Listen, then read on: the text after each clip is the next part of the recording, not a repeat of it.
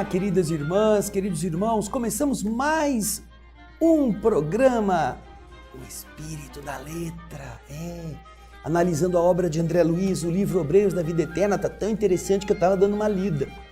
Aliás, você se lembra do programa da outra semana?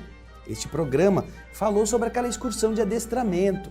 Eles foram levar os espíritos que estavam se preparando para a desencarnação para um encontro, a fim de fortalecerem seu espírito para a passagem que se aproximava, a transição da vida física para a vida espiritual. O capítulo de hoje, entretanto, é o capítulo 13. Companheiro libertado. Por fim, vai chegar a hora do primeiro sair do corpo em definitivo.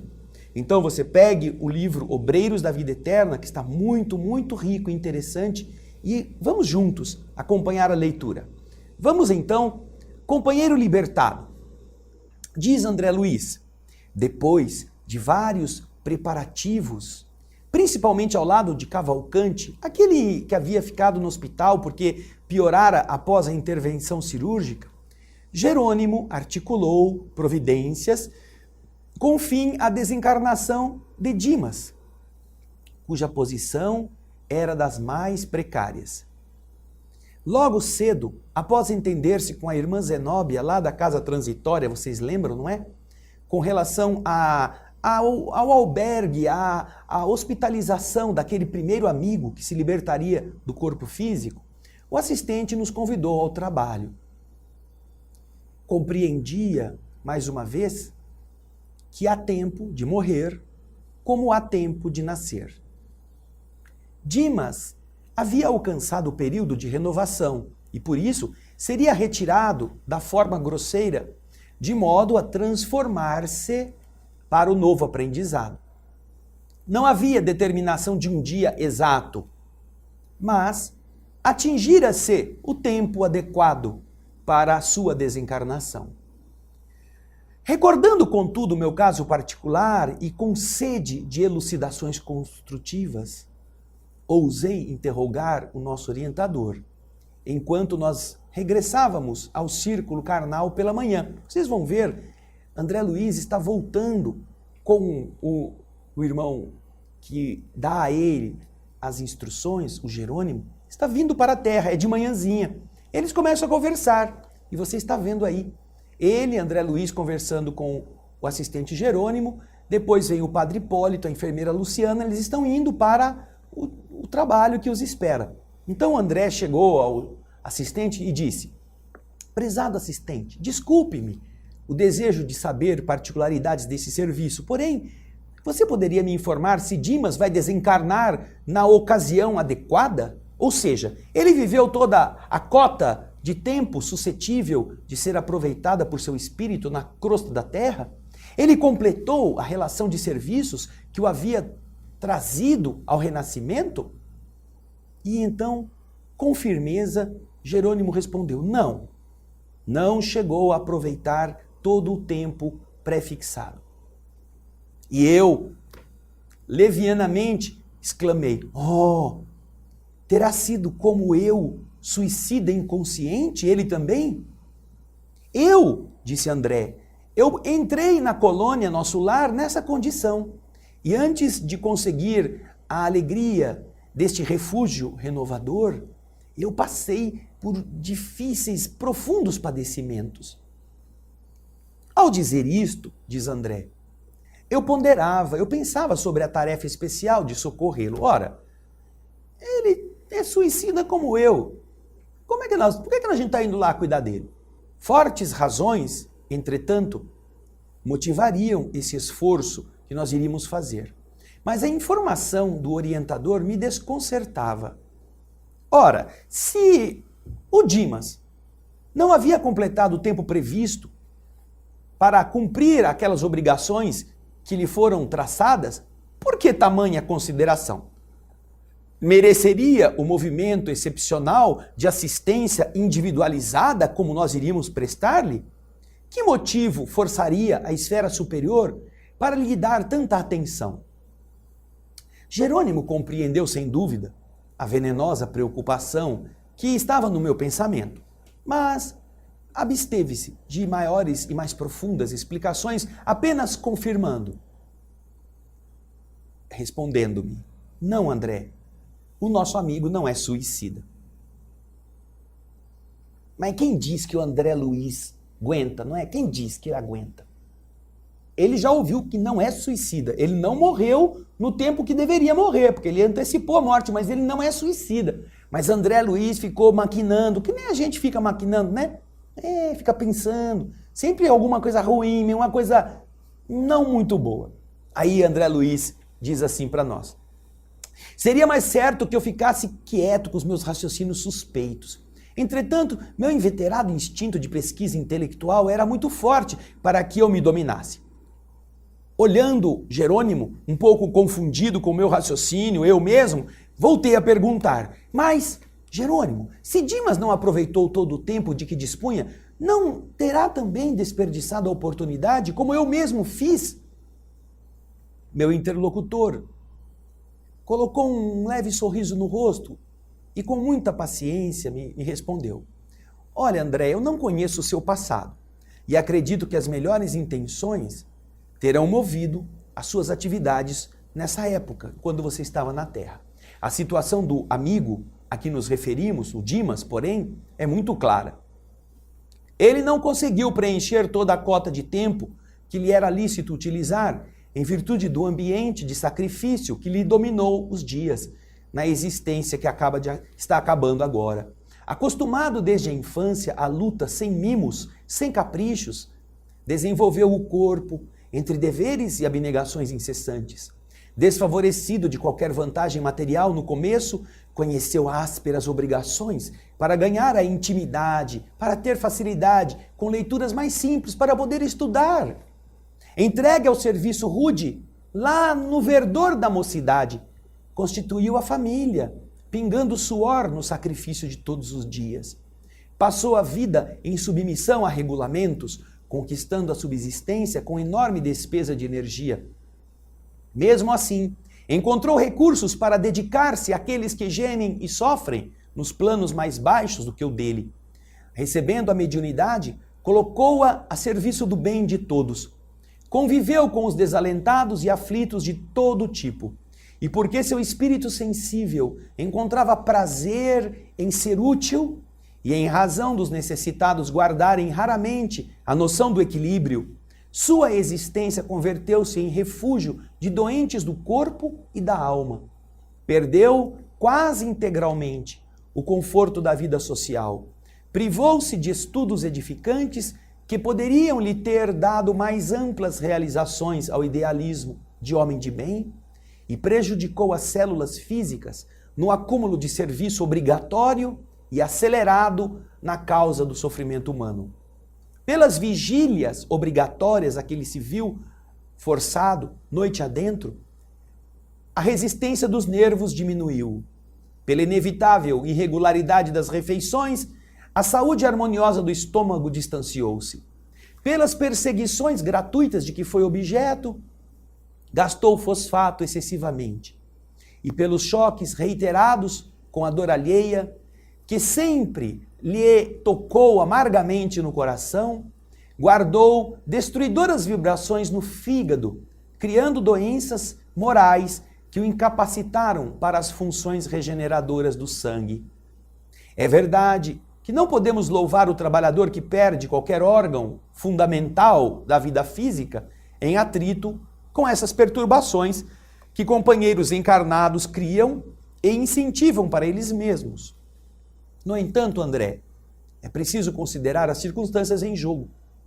Dimas poderia receber com naturalidade essas semelhantes emissões destrutivas, mantendo-se na serenidade intangível do apóstolo legítimo do Evangelho. Todavia, André, não se organiza de um dia para outro o anteparo psíquico contra os bombardeios de raios perturbadores da mente alheia, como não é fácil improvisar um cais, um porto seguro diante do oceano em ressaca. Cercado de exigências sentimentais, subalimentado, mal dormido, teve essas congestões hepáticas convertidas na cirrose hipertrófica, portadora da desintegração do corpo.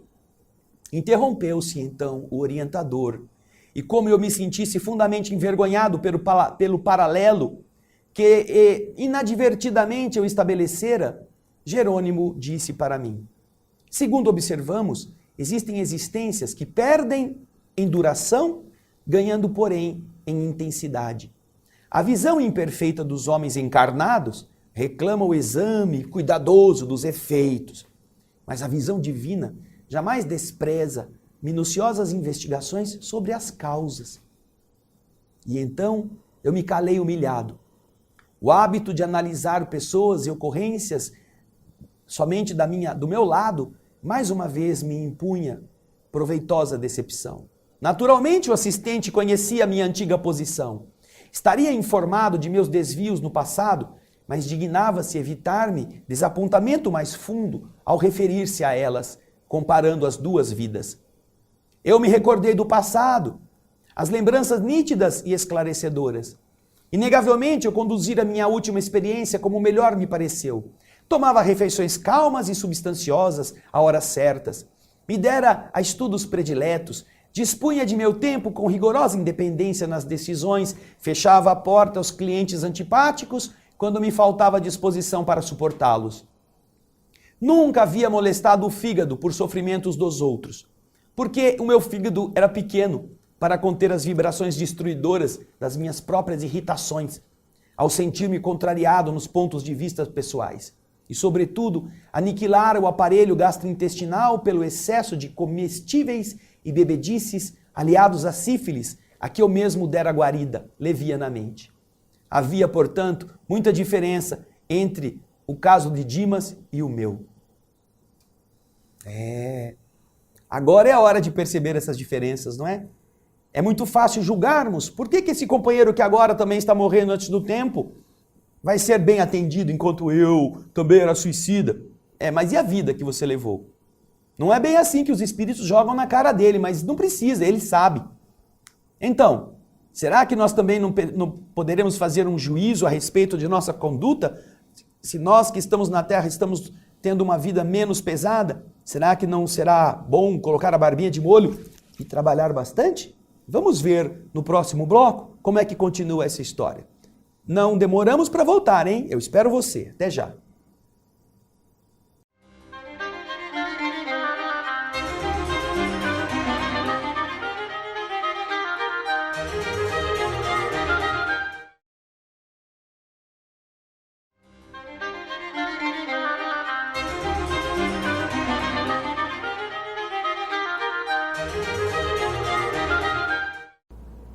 Olá, estamos de volta, estudando o capítulo 13. Capítulo que vai falar sobre o companheiro libertado, aquele que vai ser o primeiro, Dimas, a voltar para o lado de lá. André Luiz está se dando conta de que, apesar de Dimas ter vivido menos tempo do que ele poderia, ele desgastou seu corpo por dedicar-se aos outros. E André fica envergonhado, porque ele pensa que só porque Dimas morreu mais cedo, como ele próprio havia morrido, ele seria apenado pela responsabilidade da autodestruição, como o próprio André fora. Mas ele percebeu que o dedicado servidor, como ele fala, havia empregado as possibilidades que o céu lhe havia dado a beneficiar os outros, enquanto que ele, André Luiz, tinha ficado centralizado nele mesmo, gozando dessas possibilidades que Deus lhe fez apenas para o seu capricho. Por isso que a resposta era diferente. Vamos acompanhar então o texto? Vamos lá. O assistente Jerônimo, porém, era suficientemente bom para não comentar essas minhas realidades tão duras. Reafirmando a generosidade espontânea que o caracterizava, desarticulou minhas impressões desagradáveis, tocando assuntos novos. Em breve, chegávamos à residência do doente, cujo estado era gravíssimo. Alguns amigos desencarnados velavam atentos. Iluminada a entidade que evidenciava grande interesse pelo agonizante, acercou-se do assistente perguntando se a morte estava marcada para aquele dia. O instrutor Jerônimo, o assistente Jerônimo, disse que sim. A resistência orgânica terminou. Estamos autorizados a aliviá-lo. O que faremos hoje tirando-lhe o fardo pesado de matéria densa. Então, esta entidade iluminada consultou Jerônimo sobre a oportunidade de reunir ali alguns beneficiados da missão cumprida pelo moribundo. Alguns espíritos que tinham se beneficiado e que desejavam lhe testemunhar carinhoso apreço nesse último dia.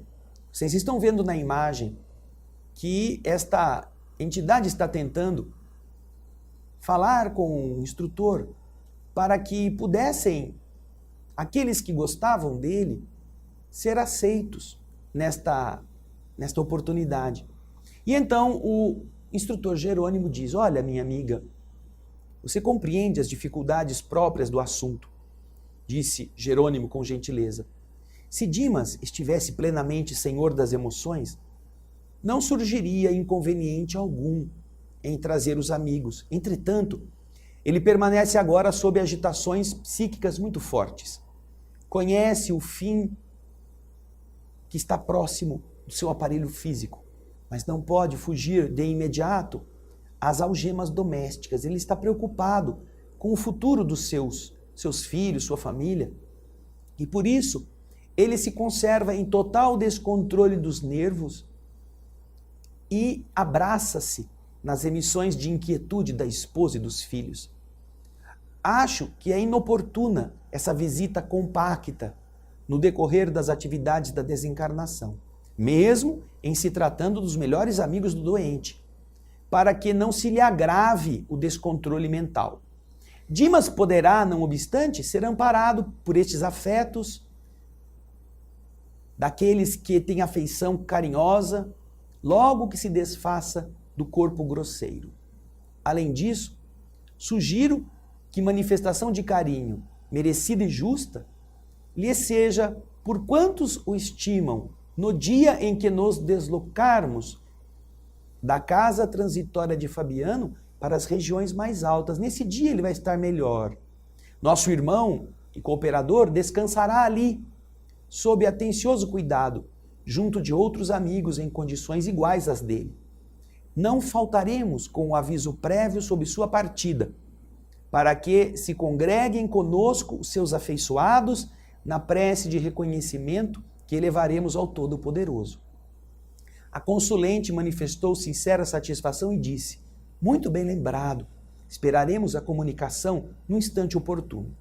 Logo após, despediu-se, afastando-se ao lado de outros visitantes de nossa esfera que nos deixavam agora o campo livre para a nossa necessária atuação. O momento era, sem dúvida, muito melindroso. A esposa do médium, ao pé dele, não obstante prolongadas vigílias e sacrifícios estafantes, que se demonstravam pela sua expressão fisionômica, mantinha-se firme ao seu lado, com os olhos vermelhos de chorar, emitindo forças de retenção amorosa, que prendiam o moribundo em vasto emaranhado de fios cinzentos, dando-nos a impressão de um peixe encarcerado em rede caprichosa. Jerônimo apontou a bondoso e explicou: nossa pobre amiga é o primeiro empecilho que devemos remover. Improvisemos temporária melhora para o agonizante, a fim de sossegar-lhe a mente aflita. Somente depois de semelhante medida é que nós conseguiremos retirá-lo sem maior impedimento. Essas correntes de força exteriorizadas por ela dão uma vida aparente aos centros de energia vital do próprio marido, que já estão em adiantado processo de desintegração. Então, o assistente recomendou que Luciana e o padre Hipólito se mantivessem ao lado da senhora, modificando através da intuição as vibrações mentais e instruindo-me para ajudar-lhe a influenciação como se fazia necessário. Enquanto mantinha as mãos coladas ao cérebro de Dimas, propiciando a ele a renovação das forças gerais, Jerônimo aplicava nele passes longitudinais, de cima embaixo, desfazendo os fios magnéticos que lhe cruzavam sobre o corpo abatido vindos da esposa. Reparei que o moribundo se encontrava já em dolorosas condições. Vocês estão vendo a imagem aí? Daqueles que estão ajudando o enfermo. Plenamente desorganizado, o fígado começava definitivamente a paralisar suas funções. O estômago, o pâncreas e o duodeno apresentavam anomalias estranhas. Os rins pareciam praticamente mortos. Os glomérulos prendiam-se aos ramos arteriais como pequeninos botões arroxeados. Os tubos coletores enrijecidos prenunciavam o fim do corpo. Sintomas de gangrena pesavam em toda a atmosfera orgânica. O que mais impressionava, porém, era a movimentação da fauna microscópica. Corpúsculos das mais variadas espécies nadavam nos líquidos acumulados no ventre, concentrando-se particularmente na questão do fígado, como a buscarem alguma coisa com avidez nas vizinhanças da vesícula. O coração trabalhava com dificuldade. Enfim, o enfraquecimento atingira o auge. Aí, o dirigente das nossas atividades disse: precisamos fornecer-lhe melhoras fictícias. E com isto, tranquilizar os parentes aflitos. A câmara está repleta de substâncias mentais torturantes. O assistente, então, começou a exercer intensivamente sua influência. Dimas, que estava com o pensamento obstruído pela dor, não percebia a nossa presença. Os atritos celulares, pelo rápido desenvolvimento dos vírus portadores do coma, impediam-lhe percepções claras. As proveitosas faculdades mediúnicas que ele possuía haviam caído em temporário eclipse diante dos choques do sofrimento. Era ele, porém, extremamente sensível à atuação magnética. Pouco a pouco, com a interferência de Jerônimo, ele se acalmou, respirou em ritmo quase normal, abriu os olhos fundos e disse reconfortado: ai, graças a Deus, louvado seja Deus. Um dos filhos, que estava olhando-o de olhos súplices, seguiu-lhe as palavras ansioso, perguntando num gesto de alívio: melhorou, papai? Oh, sim, meu filho. Ai, agora respiro mais livremente. Sente os amigos espirituais ao seu lado? Perguntou o rapaz cheio de fé, enquanto que Dimas, sorrindo, algo triste, disse: não, não sinto. Quero acreditar que o sofrimento físico fechou a porta que me deixava comunicar-me com a esfera invisível. Mesmo assim, estou confiante, muito confiante. Jesus não nos desampara. Olhou a companheira em lágrimas e acrescentou: todos nós experimentaremos a solidão nos grandes momentos de aferir valores espirituais.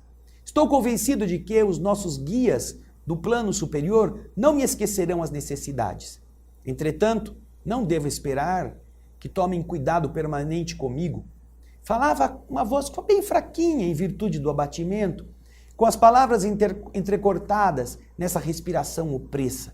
Ele estava muito aflito, estava sentindo aquele estado de fraqueza que um corpo muito ruim, já às portas da morte, faz com que a pessoa já não tenha mais ilusões. Mas ele agora se sente recuperado. E vocês viram que era necessário, porque o amor que retém dificulta a partida daquele ser.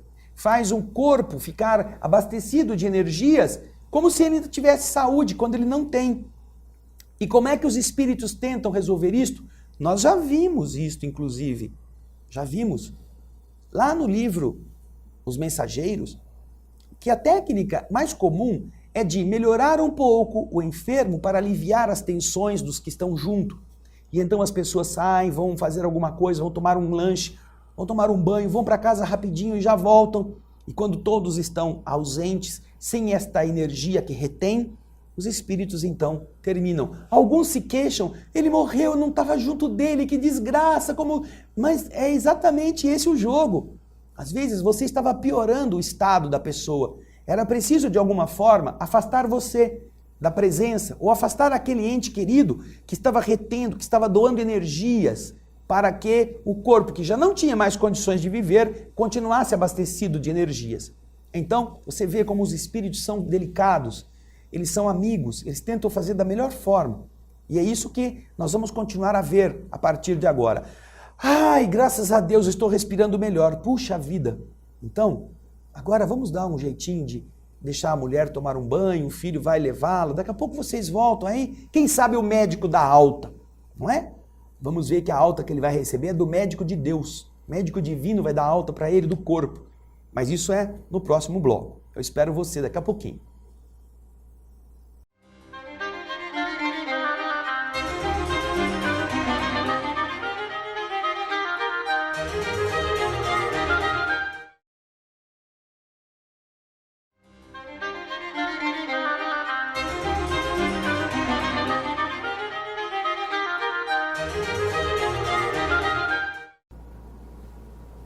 Olá, queridas irmãs, estamos de volta estudando o livro Obreiros da Vida Eterna. Hoje o capítulo 13º. Estamos vendo já a libertação de um dos companheiros. Dimas está passando por esse processo. Então agora nós já vimos como ele está sendo assistido, como existem entidades que querem prestar homenagem a ele e que é preciso esperar o momento adequado. Não é assim, chegando, ele está desencarnando, vai vir para o nosso lado, que legal, vamos fazer uma festa.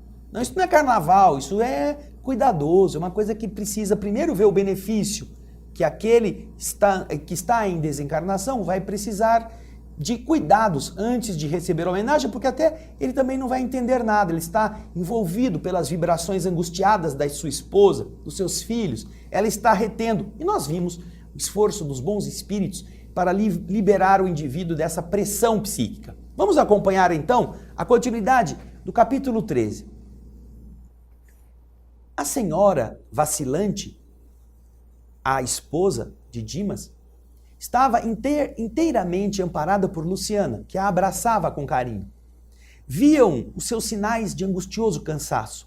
Lágrimas espessas corriam dos seus olhos congestionados. Jerônimo, agora, colocava a sua mão na fronte do moribundo, proporcionando-lhe força, inspiração e ideias favoráveis àquilo que nós precisávamos para realizar os nossos serviços. Então, Dimas mostrou um novo brilho no olhar, encarou a companheira, esforçando-se por parecer tranquilo e disse: querida, vá descansar, eu lhe peço. Tantas noites a fio, de sentinela, acabarão por aniquilar você. Que será de mim, doente e exausto, se o desânimo surpreender-nos a todos? E depois de um intervalo mais longo, disse: a meu pedido, querida, repouse. Ficaria tão satisfeito se a visse mais forte. Não se retarde. Eu me sinto muito melhor e sei que o dia será de calma e reconforto. E então, cedendo aos pedidos do marido e docemente constrangida pela influência de Luciana e Hipólito, a esposa recolheu-se ao quarto. Em vista das melhoras obtidas, houve uma expansão de júbilo na família. O médico foi chamado, radiante. O clínico disse que os prognósticos contrariavam as suposições anteriores. Renovou as indicações, tirou os anestésicos e recomendou ao pessoal da casa que deixasse o doente entregue ao repouso absoluto. Dimas estava acusando surpreendentes melhoras. Era então importante manter a câmara ali onde ele estava deitado, em silêncio, para que ele tivesse um sono reparador.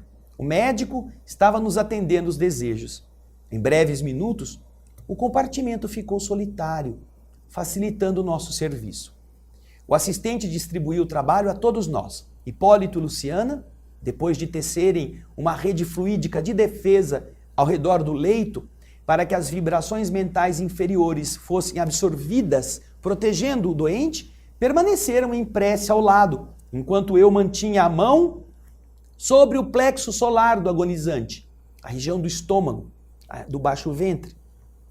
Iniciaremos agora as operações decisivas, disse-nos Jerônimo, decidido. Antes, porém, forneçamos ao nosso amigo a oportunidade da oração final. O assistente tocou-o demoradamente na parte posterior do cérebro. Vimos que o agonizante passou a emitir pensamentos luminosos e bonitos. Não nos via, nem nos ouvia de maneira direta, mas conservava a intuição clara e ativa. Sob o controle de Jerônimo, experimentou imperiosa necessidade de rezar. E embora os lábios cansados prosseguissem sem movimento, assinalamos a rogativa mental que ele endereçava ao Divino Mestre, dizendo: Meu Senhor Jesus Cristo, creio que atingi o fim do meu corpo, do corpo que me deste por algum tempo, como dádiva preciosa e bendita. Eu não sei, Senhor, quantas vezes machuquei a máquina física que você me confiou. Inconscientemente quebrei as suas peças com o meu descaso, menosprezando o patrimônio sagrado, cujo valor estou reconhecendo em mais de 12 meses de sofrimento carnal incessante. Não te posso implorar a bênção da morte pacífica, porque nada fiz de bom ou de útil por merecê-la. Mas, se é possível, amado médico, socorre-me com o teu compassivo e desvelado amor. Curaste paralíticos, cegos e leprosos. Por que não compadecerias de mim, miserável peregrino da terra? Seus olhos, então, diz André, deixaram escapar lágrimas abundantes. Após breves minutos, observamos que o agonizante recordava a sua meninice distante. Na tela miraculosa da memória, revia o colo da mãe e sentia sede deste carinho. Oh, se pudesse contar com o socorro da abençoada velhinha, que a morte havia arrebatado há tantos anos, pensava ele. Forçado pelas doces lembranças, modificou o quadro da súplica, lembrou a cena da crucificação de Jesus, insistiu mentalmente por vislumbrar o vulto sublime de Maria e, sentindo-se de joelhos diante dela, implorou: Mãe dos céus, Mãe das mães humanas, refúgio dos órfãos da terra, sou agora também um menino frágil com fome do afeto maternal nesta hora suprema. Ó Senhora Divina, Mãe do meu Mestre, Mãe do meu Senhor, abençoa-me. Lembra que teu Filho Divino pôde te ver no último instante. Intercede por mim, mísero servo, para que eu tenha minha Santa Mãe ao meu lado no minuto de partir. Socorre-me, não me abandones, anjo tutelar da humanidade, bendita entre as mulheres. Ó providência maravilhosa do céu! Convertera-se o coração do moribundo em foco radioso, e a porta de acesso ao quarto deu entrada à venerável anciã, coroada de luz semelhando neve luminosa. Ela se aproximou de Jerônimo e informou, após desejar-nos a paz divina: sou a mãe dele.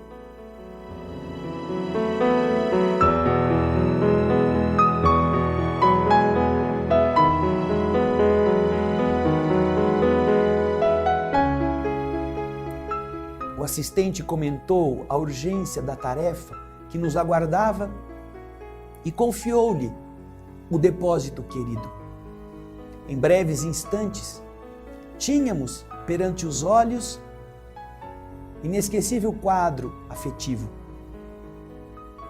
Sentara-se a velhinha no leito, colocando a cabeça do filho no colo acolhedor, afagando-a com as mãos caridosas. Em virtude do reforço valioso no setor da colaboração, Hipólito e Luciana, atendendo ao nosso dirigente, foram velar pelo sono da esposa, para que as suas emissões mentais não nos alterassem o esforço. No ambiente, permanecemos os três apenas: a mãe, André e Jerônimo. Coisa linda, não? A lembrança do moribundo, sem palavras, somente pela prece, recordando-se das coisas mais lindas da sua infância, sentindo nesse instante a falta do amor.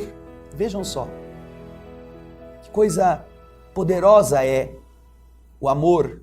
Não importa que não seja da mãe, Porque é o amor que nos marcou. Nesta hora em que estamos frágeis diante da tempestade, voltamos a ser as crianças que ouviam o trovão com medo e corriam para o quarto do pai ou gritavam para que ele viesse nos buscar. Aquele amor que dá segurança quando a gente não sabe viver. Aquele amor que sustenta a filha que descobriu que está grávida e que não sabe como lidar com isto.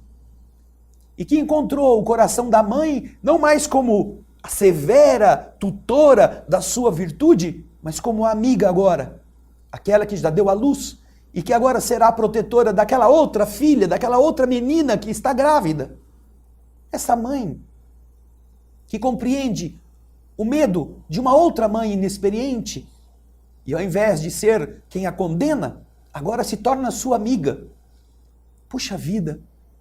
Nas horas em que nós estamos aflitos, o amor daqueles que nos aceitam com os nossos erros, com os nossos equívocos, marca a nossa alma para sempre. E agora que voltamos de novo a ser frágeis seres, que vamos nascer para a vida espiritual, com as crianças que voltam ao útero materno, lá está Dimas se recordando da sua mãe. Aquele espírito que lhe dera essa segurança e que agora ele pede, invocando o amor de Maria, a mãe de Jesus, que ela pudesse interceder em benefício dele. Puxa vida! E eis que divina transferência de forças, de afetos. Os animais têm as suas crias no meio de milhares de outras crias, saem para ir buscar comida e quando voltam, principalmente as aves, descobrem o seu filhote no meio de tantos outros, pelo som da voz. A mãe sabe onde está o filho e se ele está chorando, sabe qual é o seu choro. Porque escuta e sabe que aquele choro é do seu filho. Ele não sabe falar, ele não sabe gritar o seu nome, ele só sabe chorar. Mas a mãe e o pai conhecem porque amam e se identificam. E agora, Dimas está orando a linguagem dos espíritos, amor na direção daquela que pode ser o seu porto seguro no momento da viagem. E eis que em resposta ela aparece. E agora vai ajudar, dando-lhe o apoio psíquico para que ele se sinta seguro, já que vai ter que deixar os entes que ama na terra. Lindo, lindo exemplo. Não mais pássaros, não mais pinguins, leões marinhos. Não, seres humanos que se querem. E no próximo bloco, nós vamos ver como termina este momento da separação. Como a mãe é este porto que o acolhe. Daqui a pouquinho nós voltamos.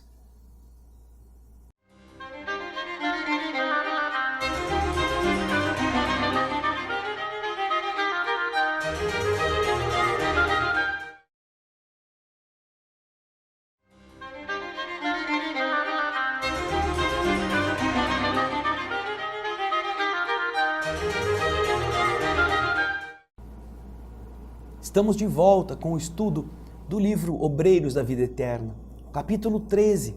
Estamos vendo a volta do companheiro. Dimas está desencarnando.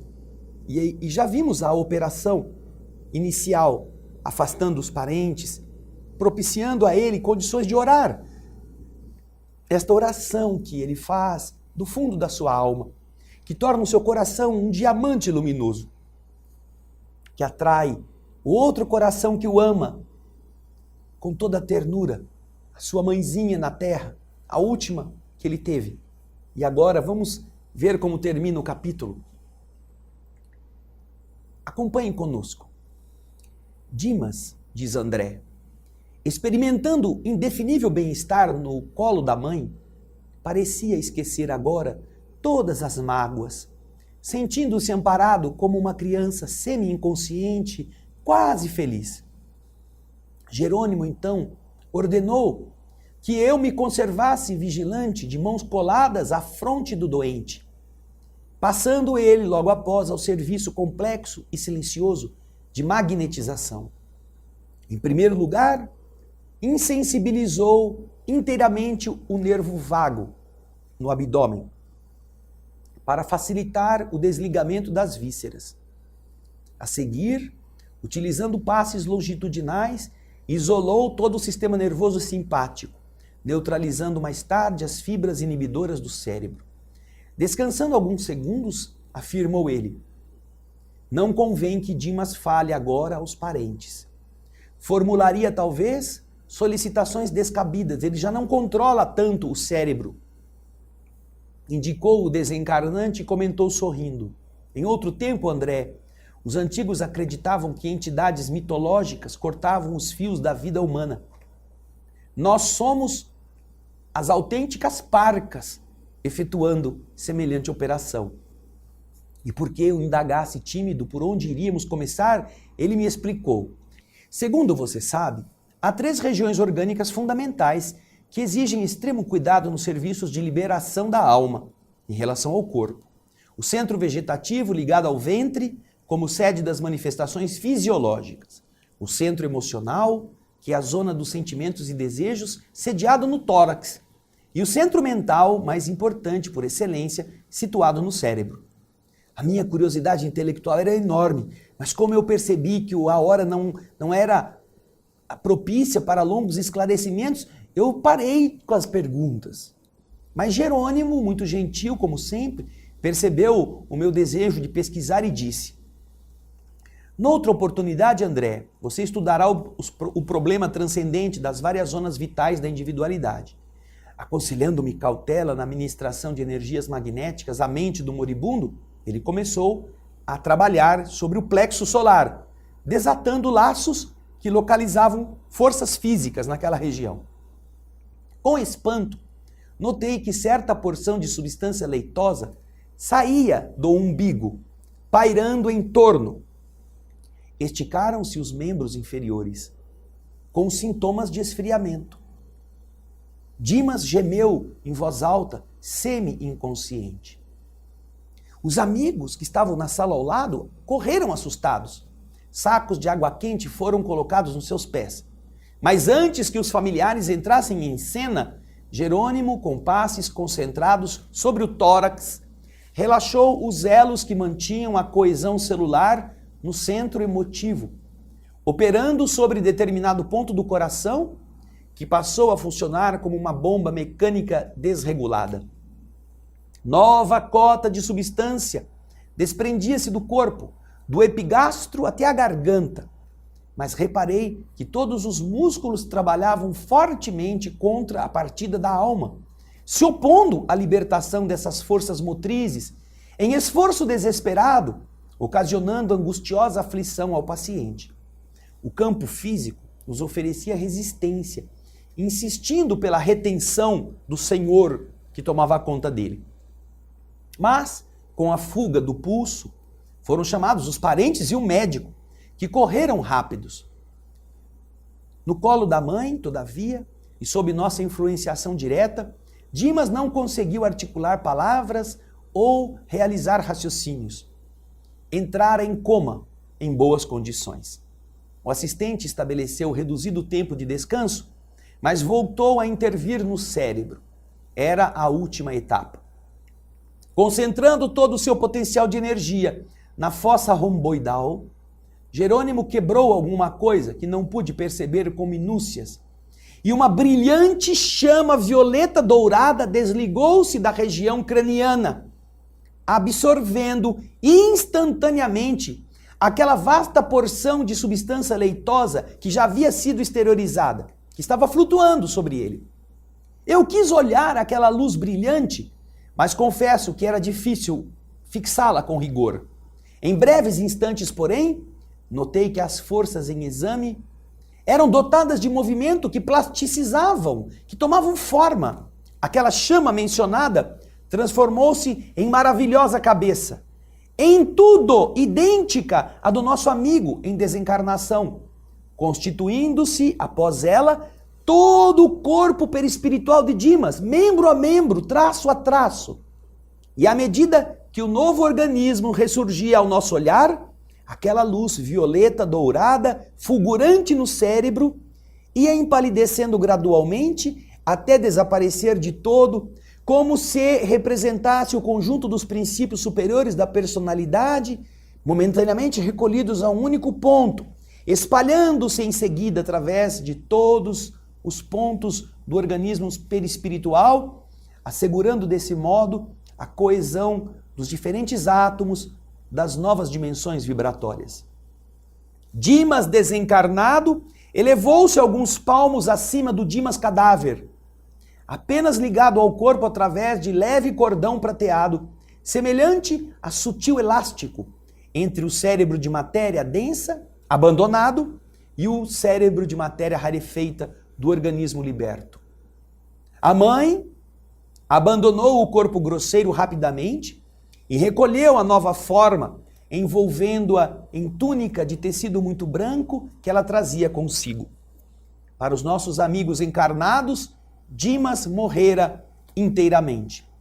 Para nós outros, porém, a operação ainda era incompleta.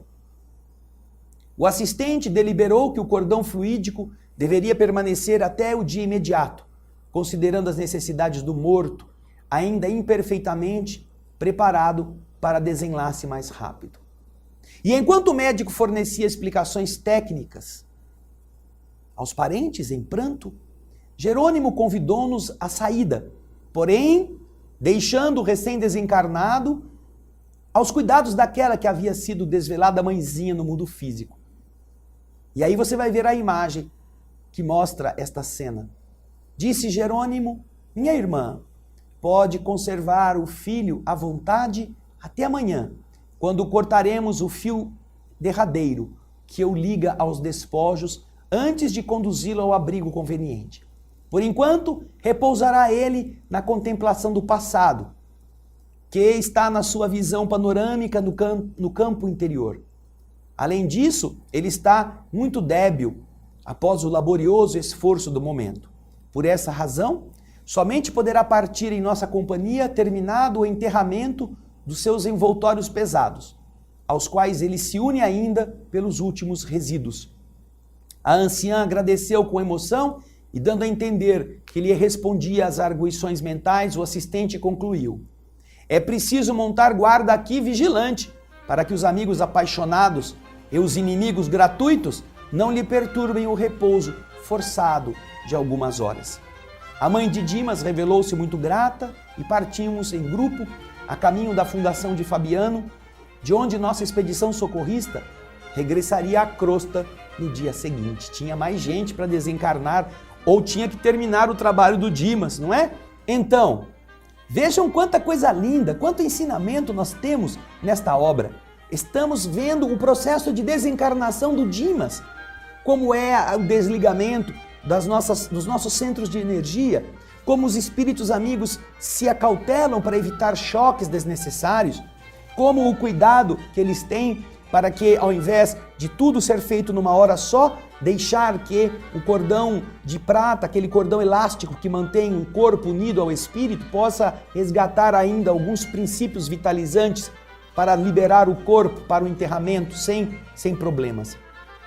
Puxa vida, mas isso é só uma parte da história. No próximo capítulo nós vamos continuar a ver muitas coisas referentes ao processo da desencarnação de Dimas, que André Luiz conta com todos estes detalhes. Você vai aprender muita coisa. Sabe por quê? Porque eu, você, nós todos, nós vamos passar por isso também. Já pensou que bênção conhecer este processo? Saber como ele funciona? E estar preparado para ver como o mundo espiritual nos quer bem e nos ajudará? Para isso é preciso viver bem. Para isso é preciso dedicar-se ao próximo. Para isso é preciso ter a consciência tranquila. Para que na hora nossa consciência não seja um peso, não seja chumbo, não seja espinho. E é isso que André Luiz nos possibilita com o estudo de Obreiros da Vida Eterna. Obrigado por você estar conosco. Acompanhe os capítulos anteriores, acompanhe este capítulo e se prepare para o próximo. Na semana que vem, nós iremos para o capítulo 14. Estamos chegando no fim, mas ainda tem várias experiências de desencarnação que nós vamos presenciar com André Luiz. Muito obrigado pelo seu carinho, obrigado pela sua audiência, obrigado pelos seus e-mails, pelas palavras generosas de que temos sido aqui presenteados, graças a você. E até então o próximo, o Espírito da Letra. Muito obrigado por tudo e muita paz.